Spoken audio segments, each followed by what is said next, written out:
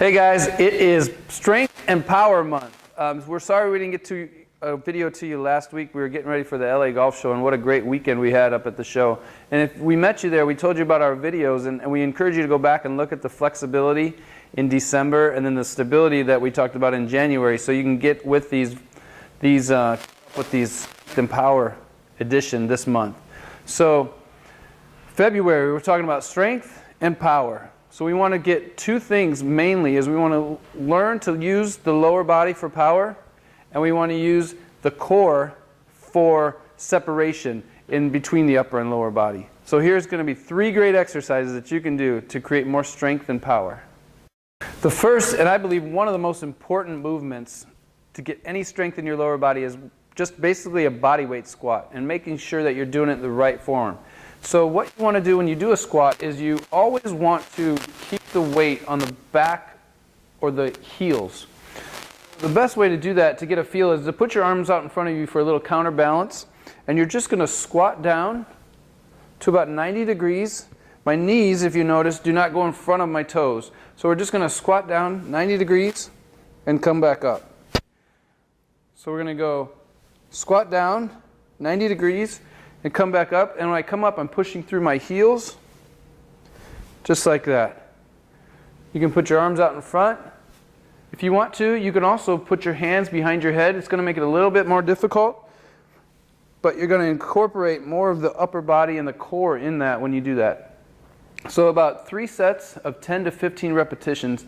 That'll get our legs going, and then later in the month, we're going to add some great things for that lower body power.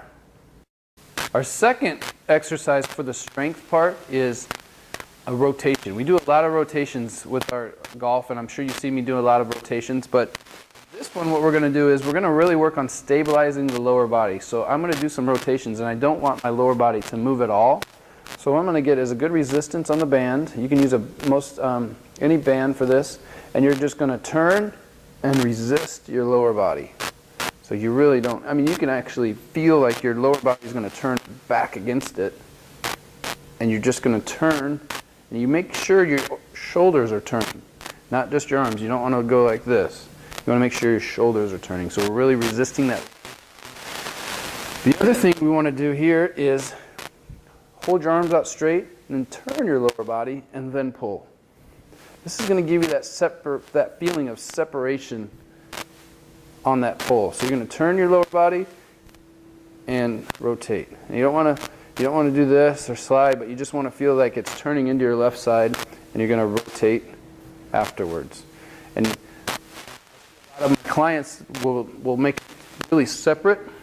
I want it to feel like your lower body is pulling your arms, so it's pretty fast afterwards. And of course, you want to do this on both sides. This is engage your core.